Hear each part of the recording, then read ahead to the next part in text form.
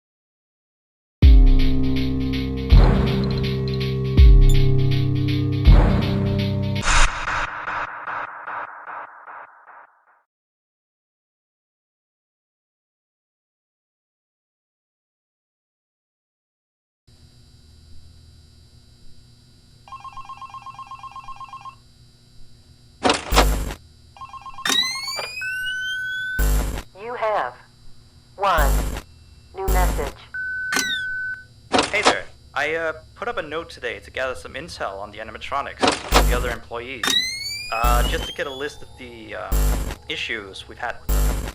They've written down some stuff here for you, so let's see. Alright, so obviously the animatronics walk around at night, you know that by now. They try to get to places they shouldn't be. Yep. They act weird after dark. Yep. They don't like adults. I mean, I suppose. They always seem nice around children. Around us employees, they just kinda stare at you. I always thought they just had to be coded to interact with anyone other than children. But some of the other employees have felt threatened by them now and then. But I know that some of them are also superstitious morons. So who knows if they just became scared when the animatronic looked at them in the eyes or something. Anyway, one last thing on the list here. The last penguin interferes with the system. There's a sentence I never thought I'd say. We have these penguin animatronics as waiters. They take people's orders and whatnot. We used to have 3 of them, but 2 of them broke down and haven't been fixed yet. I think they're referring to the 3rd penguin that still works. Or, well, apparently it doesn't quite work. So yeah, definitely don't let him into the office. His presence alone could probably destroy our systems. Well, that'll be it for now. I'll be sure to leave another message for your next shift.